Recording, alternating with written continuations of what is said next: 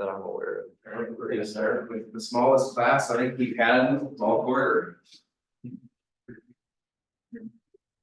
Including remotely, we have 6 people. Whoa. All right, 7 people.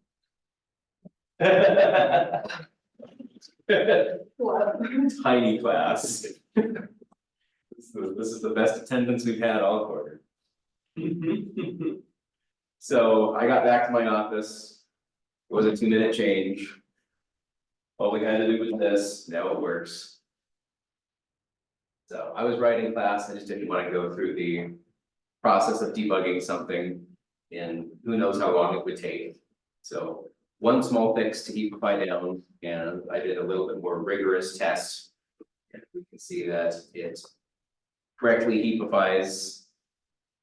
And correctly re-heapified when you remove, so I basically put in everything from 10 down to 1 in reverse order.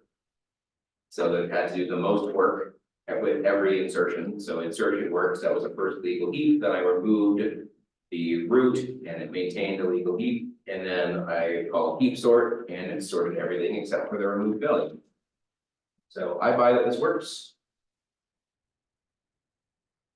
And the only change was adding an extra condition to the loop.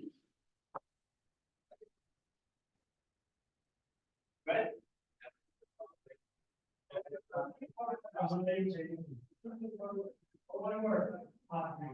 Questions on anything related to the implementation of heaps? Or the application of heaps to sets? I guess it's not heaps to sets, it's hash tables and trees to sets. But we went through to review and we talked about these 3 built-in structures that you can use in Java. So you have access to the tree set, the linked hash set, and the hash set. So whenever you need a set, you have 3 options. The one that you choose should be based on a few different factors. You should figure, do you get any benefit out of the underlying structure being sorted? If so, then a tree set is likely the structure that you want to use, because you will oftentimes have less work to do if you don't need to search through something like a linked hash set or a hash set. They will resize themselves. At least the hash set will resize itself, the linked hash set does not need to.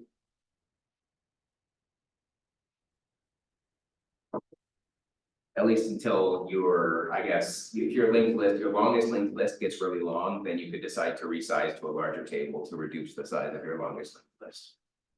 I'm sure it does that underneath the hood as well.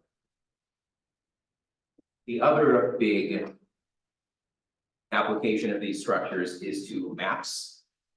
So maps are very much like sets because the first half of a map is a set. If you have programmed in Python and used a dictionary is an underlying map. But Java also has this structure and you use a set as the list of keys. And then each one of those keys stores an associated value. Or potentially a list of values, which you can have multiple different values mapped to the same key.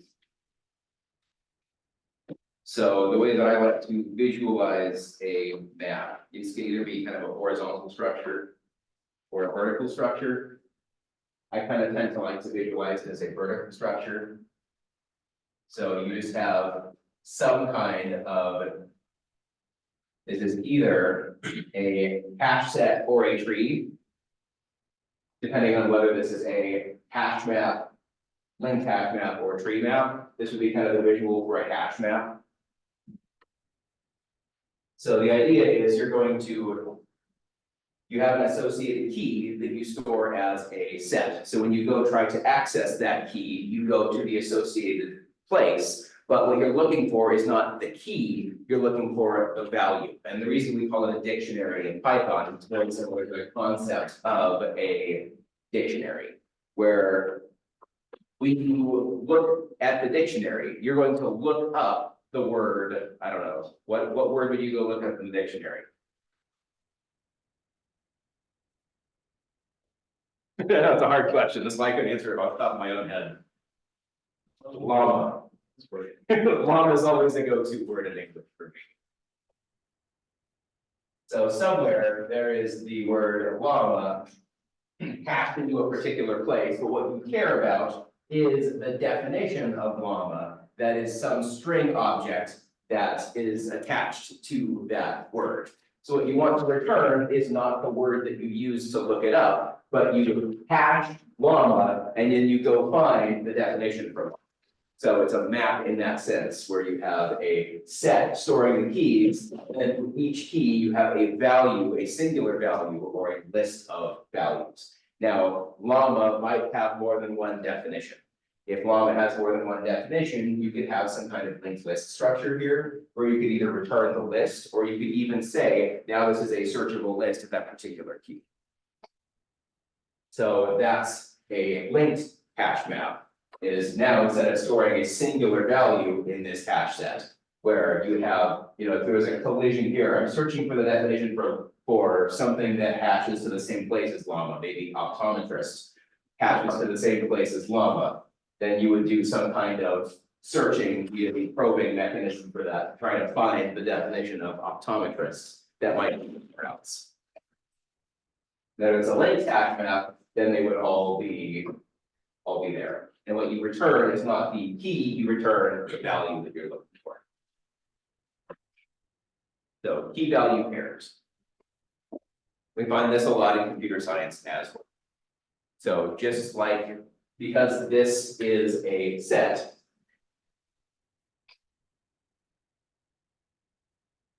we have the exact same kinds of implementations for maps as we did for sets. So a hash map, a linked hash map, or a tree map. So if you're ever thinking whatever I'm using is stored in key value pairs, what you want to implement is a map, and then the type of map that you go make will be based on some performance-based decisions that you would need to make to determine whether you want a hash map or a tree map. Questions on maps or what they are? Something very important and useful to know for later computer science classes where you're going to be asked to implement complex algorithms that might benefit from using a built-in map. It will save you a lot of time from coding this structure from scratch. I have met many seniors who do not know these exist and think that they have to reinvent the wheel. You do not have to reinvent the wheel. These exist.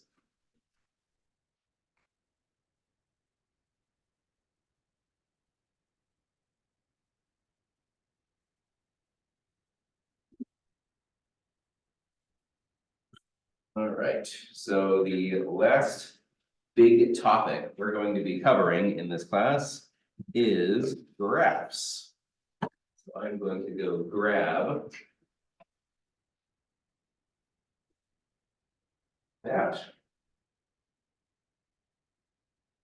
And we're going to start talking about them, because this is an absolutely huge field in computer science, and we could probably talk about graphs for an entire quarter. I'm going to give you a basic introduction to them so that when you see them in algorithms, you have a basic understanding of what they are, some of the underlying algorithms you can use with them, and you'll get a lot more experience with them in algorithms. But it is something that is among the most common. In fact, it probably is the single most common data structure in advanced computer science. This is not the kind of graph that you're probably thinking of if you're coming from a math background. This is not an XY axis graph. This is vertices and edges, connections between nodes that store data. So because of this, graphs can represent any relationship among any number of items that are related in any way. So because of this general definition, graphs come in a variety of different forms, each of which we will go over. And because they are so general and can be much more precise, there are lots of terms that we need to know to be able to talk about them. Not terms that I'm going to ask you on a graph, but possibly terms that I will just throw around in the questions on an exam that you will just need to know so that you can answer the question related to the graph. So let's start with just a basic definition of a graph. A graph is a tuple of sets. The two sets in the tuple are the vertices and the edges. The vertices you can think of as the nodes, and the edges you can think of as the connections between the nodes. So a vertex is just what we're going to call a graph node. And a graph node contains some key, just like our tree nodes contained a key, just like our linked nodes contained data. There is something that is stored in a vertex. If we want some formal definition, since we know it's a set, we could arbitrarily order the vertices. Since it's a set, it doesn't matter what the order is. And we have now a way to refer to V1, V2, V3 up to Vn as the set of vertices that make up this particular graph. An edge is just an arbitrary connection between two vertices. Well, it shouldn't be arbitrary, but it's a connection. It's defined by a tuple as the two vertices that it connects.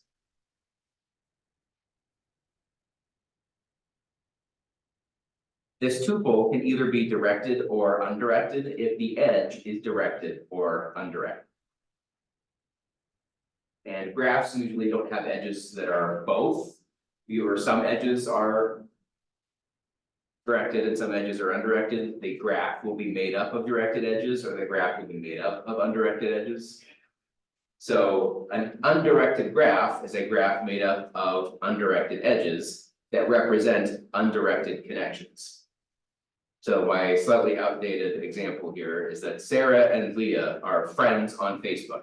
That's not necessarily directed. There's not a direction of that connection. They are friends. Sarah is friends with Leah and Leah is friends with Sarah, but it's not directed. It's just a connection between two profiles. A directed graph, also known as a digraph, then we have a source and a destination in the edge.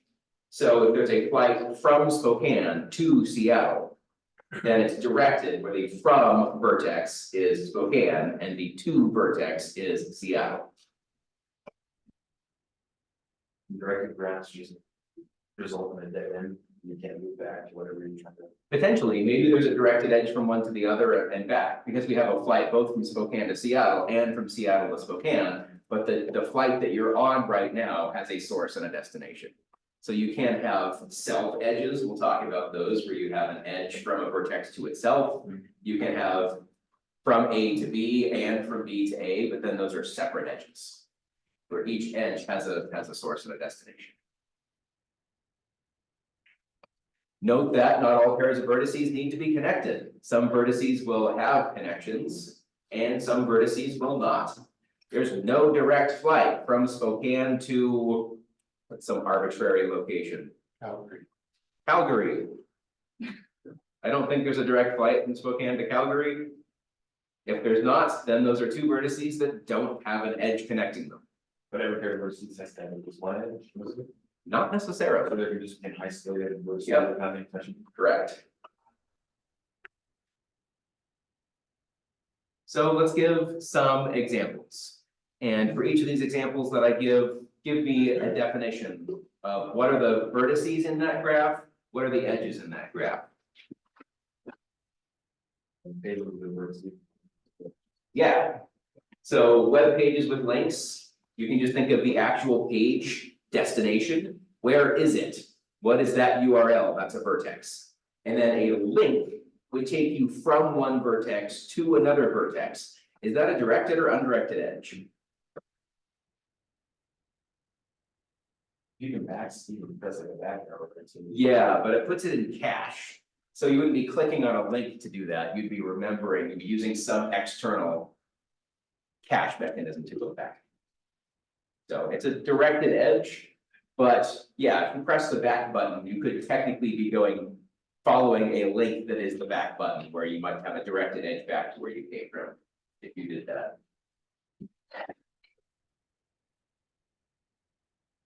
We mentioned this already, but Updated Facebook friends. What are the vertices? What are the edges? Parentheses between two people, The profiles, yeah?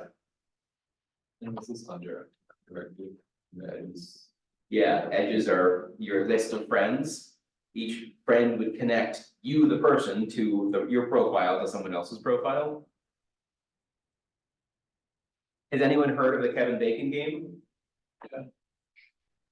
One person has heard of the Kevin Bacon game? Have a bacon number, yeah. Yes, yeah, the Kevin Bacon number is given a movie. All you do is you take all of the actors or actresses in that movie. And you figure out what is the shortest way for every movie that they played in, how quickly can you get to Kevin Bacon?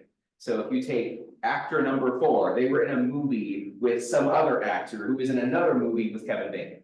So that Bacon number, we had 1, 2, 3 edges. So that movie's Bacon number is 3. So for the Kevin Bacon game, your vertex would be a movie or an actor movie pair.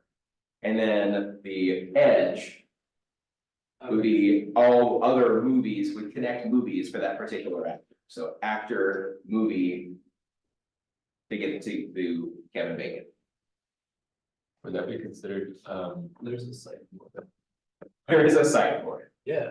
It's Considered undirected, kind of similar with, like you could make the connection backwards still. yeah, so they'd be undirected in that case. You can do the same thing, there's a game on Wikipedia where all you can do is follow links in individual Wikipedia articles, and the goal is to get to a particular Wikipedia page as quickly as possible.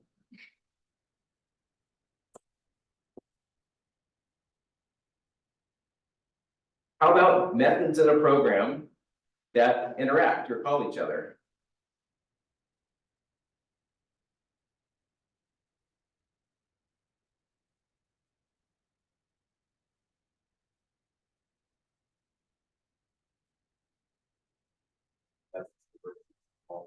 Yeah. It's directed. Yeah, since a method calls another method, they should be directed. Yeah, that's exactly right. How about roadmaps? Destination to the vertices and then road to the edges. Yep. Yep. Unless it's a one-way street, in which case they might be directed. Downtown Spokane's a lot of directed edges. How about airline routes?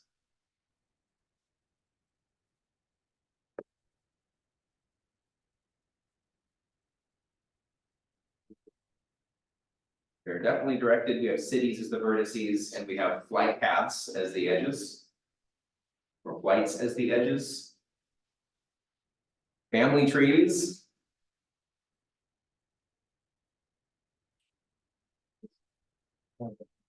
People are vertices. And some kind of relationship is the edge. We have a family tree that defines any arbitrary connection between people who are related. Last one, course prerequisites. Each course being a vertice. Being. Is it directed or undirected? Directed, yeah. Yeah, you don't need to take a course that you haven't taken as a prerequisite for the course that would be really difficult. You couldn't enroll in anything. So with the family trees, would that be undirected? Usually they would be directed for a particular kind of relationship, like parent of, but yeah, if you're just connecting family members, if you wanted to just have and just show parent-child relationships, then those would be undirected. Unless you wanted it to be directed parent to child, and then you would have an actual tree structure like we've studied, and sure enough, trees are a kind of graph, and we'll talk about exactly what those connections are between those things in a bit. Would you say like a cousin to cousin as an undirected? Yeah. Yeah. Yeah, that's undirected, because there's not really directionality in the cousin relationship. So you can see that these get fairly complicated fairly quickly, and also that graphs have a ton of uses. We just came up with these, and there would be countless others. Graphs are all over the place. They can be all over the place, they're extremely common. So huge branch of research, applied combinatorics, applied discrete math. Very, very, very useful to computer scientists. So if you're taking or haven't yet taken discrete, pay a lot of attention in that class because it is very relevant to this field. Even if it's presented from a mathematical perspective, these two fields are very tightly knit. So we're going to explore underactive graphs in a little bit more detail, get a little bit more of a formal definition. So edges have no directionality, we know this. All edges are always two-way, there's no source and destination, they're just a connection. We can say this mathematically, that the tuple of vertices UV, if that is in the list of edges, then the tuple of the vertices going in the opposite direction, VU, is also in the list of edges. Right? Source, destination, destination, source, it's the same edge, so it must be, the arrow being implies. So only one edge is in the set, the other just happens to implicitly be there. So usually we don't store this, so you're gonna need to use logic. If you're going through a list of edges in a graph, and those edges happen to be undirected, and your query is VU in the list of edges? Maybe what's stored is UV, so you need to reverse each edge and see, is this the edge that I'm looking for as well? We call the degree of a vertex the number of adjacent vertices that have edge connections between those vertices. So as an example, here's a graph. 4 vertices, A, B, C, and D. What is the degree of A? 2. Yeah, there are 2 adjacent vertices. There's the connection AB and the connection AC. So the adjacent's always defined by having an edge. Yep. Questions on undirected graphs or undirected edges or degrees? D has a degree of 1, C has a degree of 3, A and B both have a degree of 2.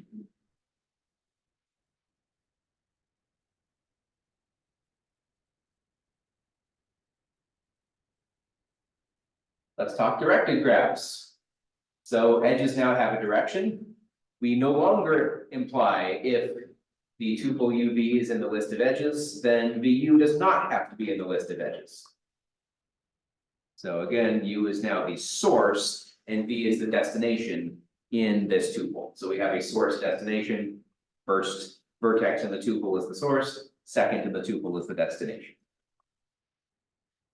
Rather than having just a degree for a vertex, now we have to split that into 2 different measures. We have the in degree, the number of vertices with edges that start at that vertex and end at the query vertex. So arrows pointing at the query vertex. And the out degree, arrows pointing away from the query index, or the query vertex, sorry.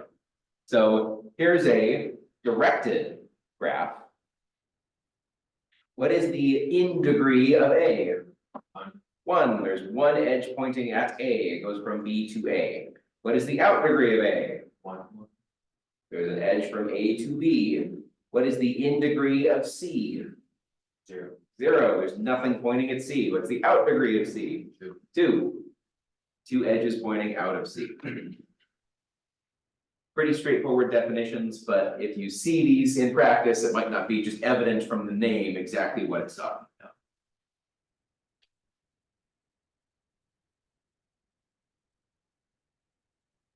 So an edge of the form, a vertex pointed at itself is said to be, we can call this either a self edge or a loop edge.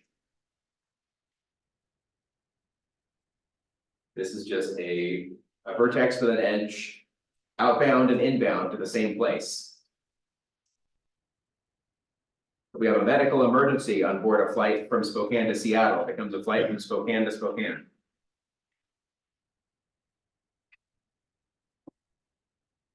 There are many types of graphs that don't allow for this kind of edge, or limit the number of them that there could be, or place no such limit on them. So different kinds of graphs have different rules about this particular kind of edge.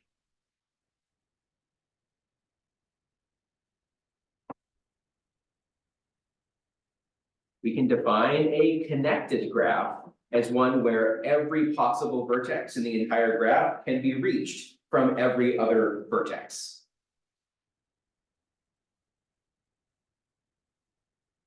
Doesn't have to be a single connection, it could be an arbitrary number of connections. So if we look back at this graph, is this graph connected? No. No, even though there is some edge. It could be connected if you think about these edges as two-way rather than undirected rather than directed. But we can't get from D to C. Because there exists a pair of vertices where we can't get from one to another, it is not connected.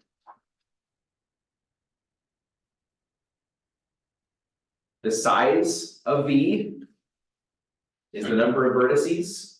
So this just tells you the cardinality of the set V, the size of the set V, the number of vertices in the graph, all of those mean the same thing.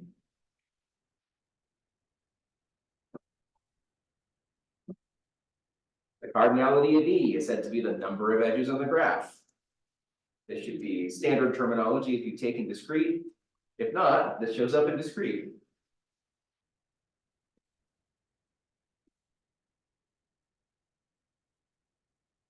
What is the minimum of each of these? If you can think of a legal graph by the definition of graph that we are given how many vertices is the minimum number of vertices in a graph? One. One. Could probably have an empty graph that has no vertices. It'd kind of be like the null value of that. How about the number of edges? Zero. Yeah, we could have a graph with one vertex that doesn't have any edges. We could have a graph of 10 vertices where there's just no connections. What about the maximum of each? How many vertices can we have in a graph? Well, Yeah, in theory. How about the number of edges? So we have the number of vertices in the graph, base the number of edges on the number of vertices. Where can I do that?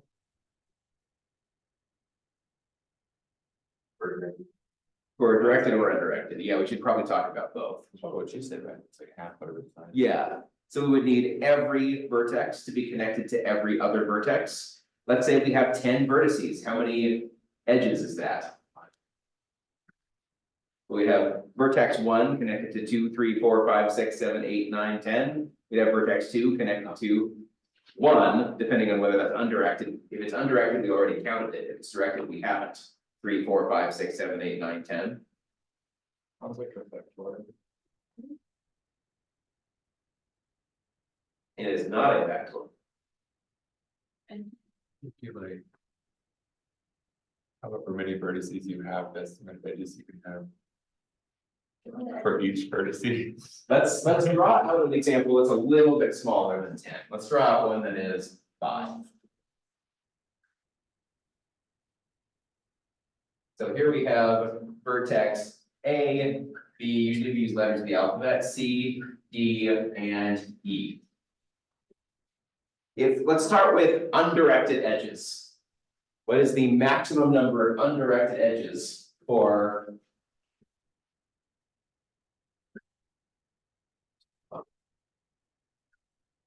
So we would have 1, 2, 3, 4, 5, 6, 7, 8, 9, 10.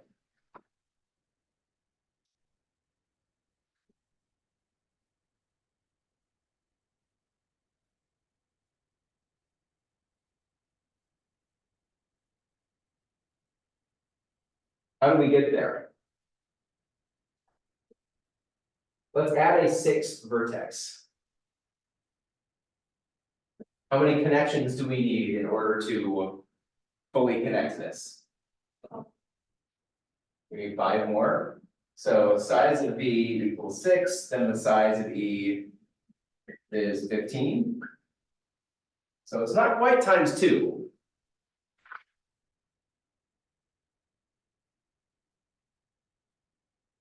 we need to connect this here, here, here, here, and here.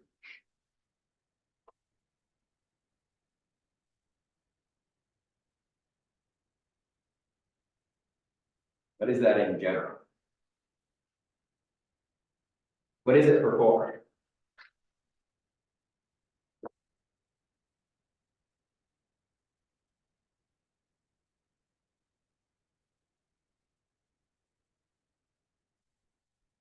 One, two, three, four, five, six.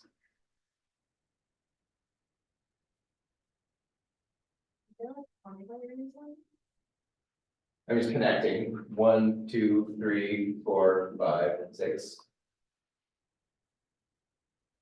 There is a formula to it, but the question is, what is that formula?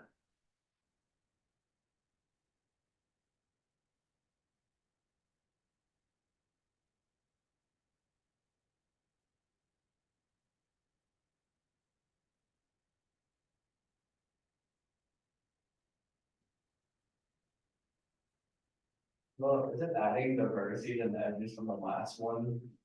Kind of getting. Yeah, we have kind of a recursive definition. This graph is that graph plus 1. This is the graph of 6, is the graph of 5, plus connecting that new vertex to every other existing vertex. So for 1 vertex, there are no connections. For 2, there is 1. So we end up with It's the number of vertices. 0, 1. So that's size 1, that's size 2, size 3 is gonna be this plus 2, 3.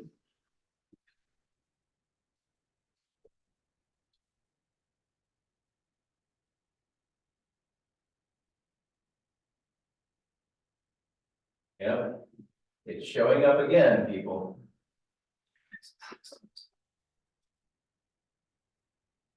Everywhere in computer science. It's everywhere. Yeah, it starts at 0, but it's basically that same formula. With n times n plus 1. Yeah, that's if you start at 1. So this would be, instead of n times n plus 1, this is n minus 1 times n.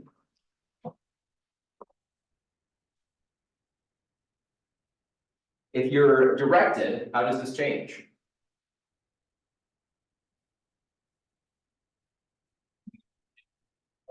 Yeah, it's twice as many as this. You just turn these into an arbitrary direction, and then you need to add 1 more edge going the opposite direction.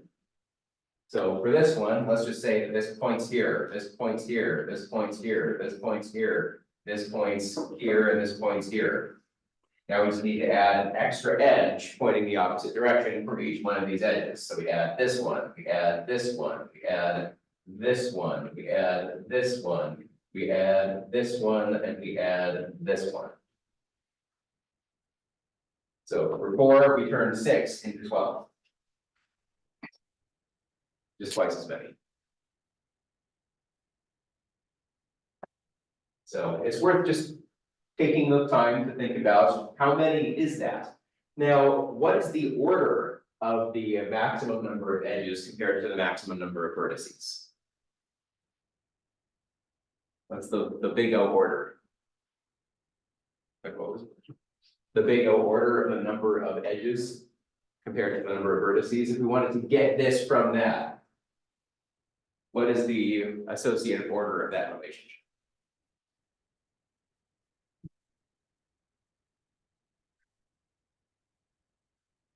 It's quadratic. Since we have this relationship, we know this relationship is quadratic.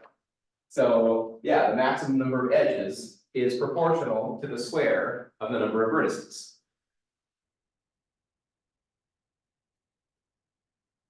Questions on any of this?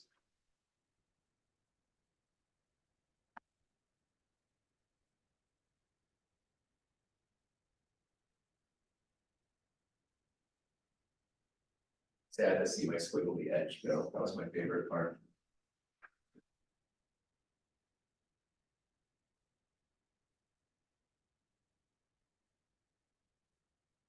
We can also define we can define neighbors. If we have an edge between U and B, then B is a neighbor of U and U is a neighbor of B. I guess that's only if it's undirected.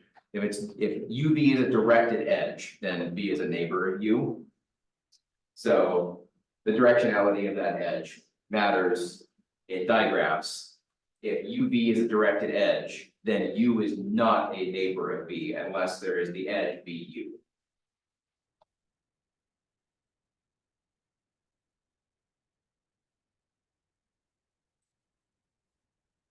Next, we want to talk about weights because graphs can have, or I guess graph edges can have weights.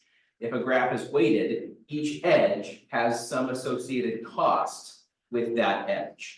You can imagine that we have, what was one of the examples of let's go with a directed graph that we had in any of our prior examples. Give me an example of one of the directed types of graphs. Airplane routes. Airplane routes. What would make sense as a weight of an edge? Maybe there's a flight from Spokane to Seattle. What would you put as the weight of that edge? Like how many people? Distance would make sense, the number of miles between. You could also have it as the cost of an associated ticket for that airplane, which would change on a daily basis or maybe hourly basis, knowing our current environment, but. It's like a key value example. Yeah, it represents the cost of getting from one vertex to the other. If you're going to traverse this edge by some measure, what is the cost of doing that? Some kinds of graphs will allow negative weights, but many do not because it just doesn't make sense. And for some, it actually breaks the associated algorithm. So if you study something like a shortest path algorithm, there will be a separate shortest path algorithm for graphs that can contain negative weights and graphs that can't, because you will make an assumption as you go through this algorithmic process that the cost is only ever increasing or staying the same. You can't reduce your cost by traversing an edge. So here's an example. We will use the Puget Sound area ferries and the associated times that it takes to go from one location to the other in Western Washington. So here are some of the ferry routes, and here are the associated times of the ferries between those destinations. So this measures cost in terms of the amount of time that it takes to ride a ferry. Note that not everything is connected. This is not a connected graph. You can't, via the ferry system, get from Clinton to Seattle. But that tells you a lot about the ferry system. It tells you where you can get. You can get from Bremerton to Bainbridge via some connection of routes. And in fact, you would be on a moving ferry for 95 minutes. That does not tell you how long you would have to wait in Seattle for the next ferry.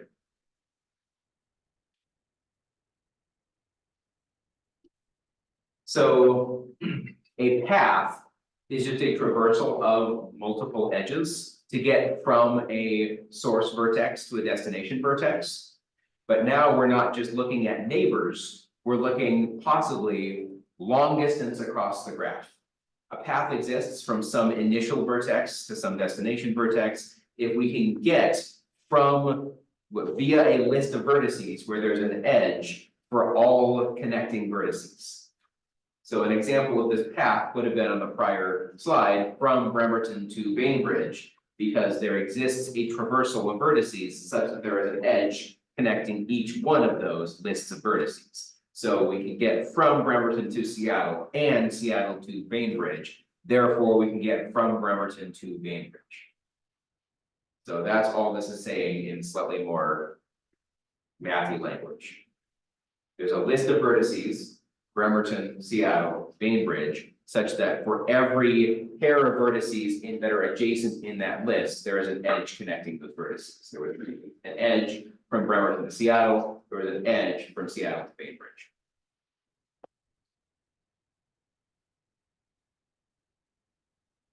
We call a cycle We define a cycle in terms of a path, so we needed to know path in order to define cycle, a path that starts and ends at the same vertex or the same node.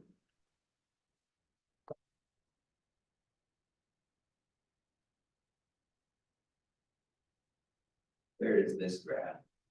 What did I do? There we go. So for this graph, come up with 3 different paths and 2 additional paths that are cycles.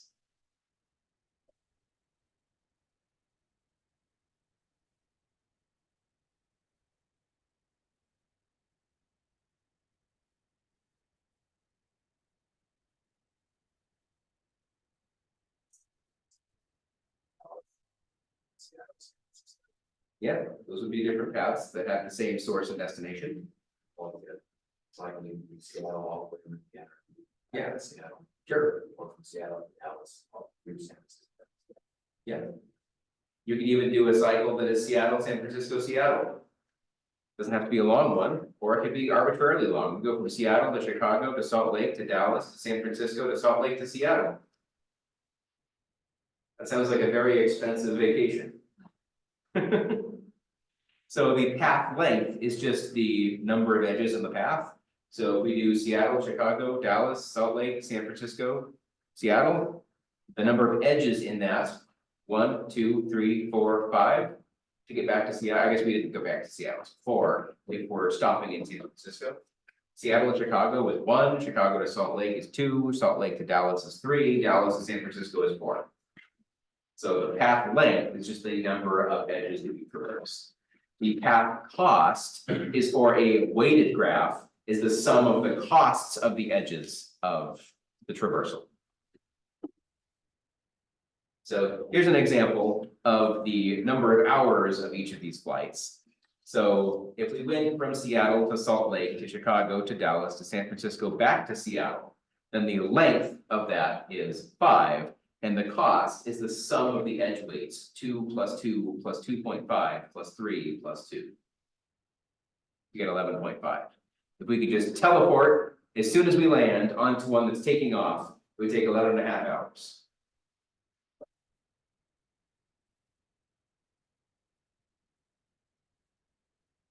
Questions on lengths and costs of paths?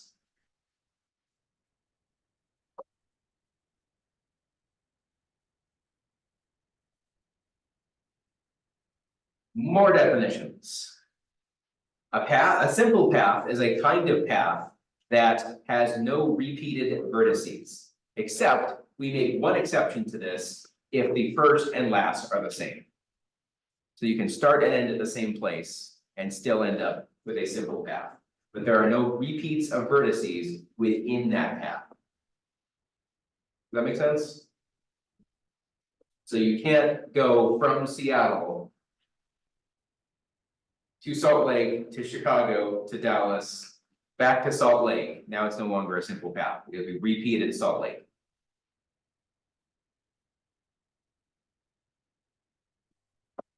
A cycle, of course, is a path that ends where it begins. We already talked about those.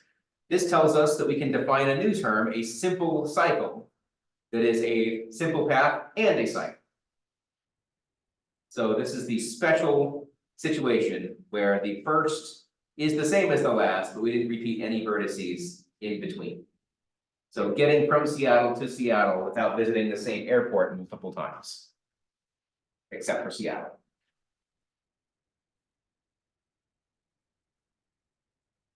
We can define a complete graph as every possible pair of vertices, there is an edge between them. Now, this is defined the same for undirected and directed graphs, where you need every possible edge that could be there. So this is what a complete graph would look like. In an undirected graph, for this to be a complete graph and a directed graph, we need edges pointing in every direction. We need to be able to get from every vertex to every other vertex with path length 1.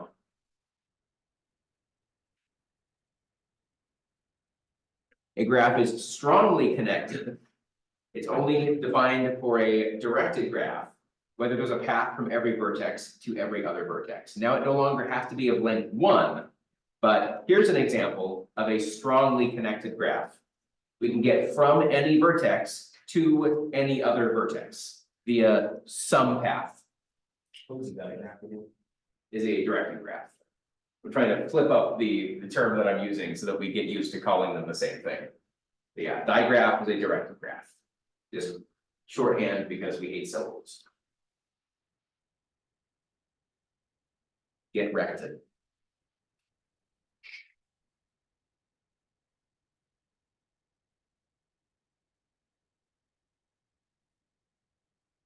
Just like we can define something as strongly connected, we can define something as weakly connected. Where we can't get from every vertex to every other vertex, but if each directed graph edge were undirected, we could. Does that make sense? If these directed edges were undirected edges, this graph would be strongly connected.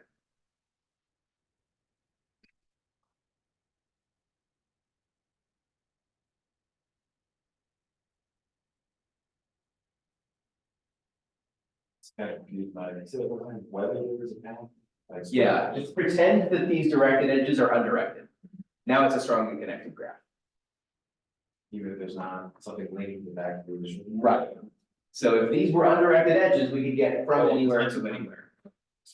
Yeah, if it's undirected, then it's strongly connected, but since it's directed, we can't. So it's weakly connected in that there is either an outgoing edge or an incoming edge to everyone, and every node is connectable that way.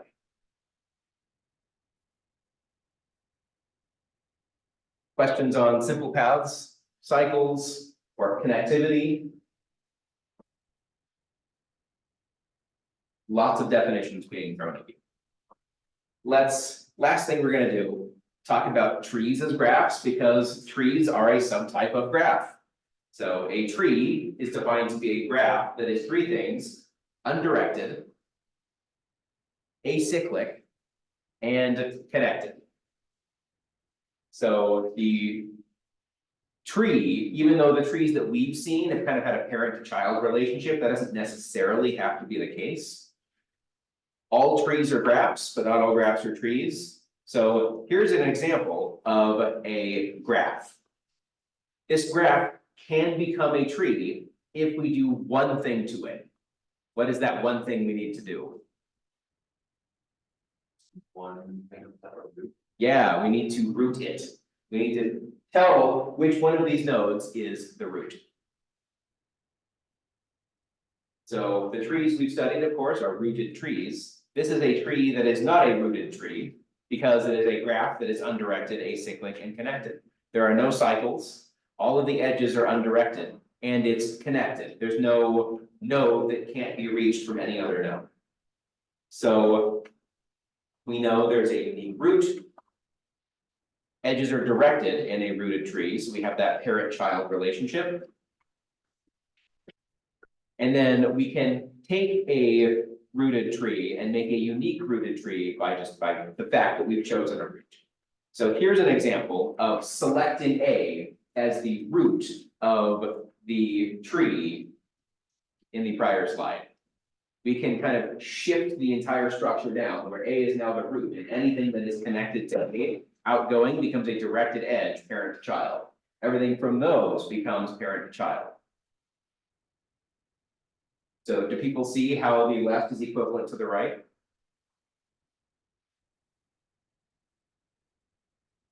You can do exactly the same thing with any node in this tree, and you get a completely different structure. It's the same structure, but when we root it, it becomes a different structure.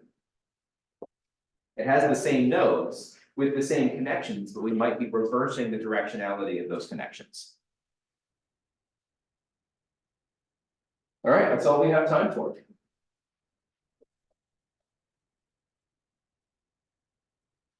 Later today, you can expect that you will have a study guide for the exam a week from today. Yep,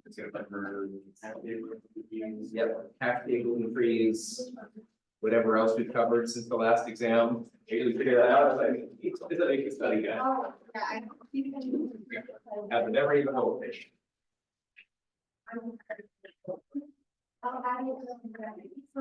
Don't come to class on Monday. You'll be very lonely.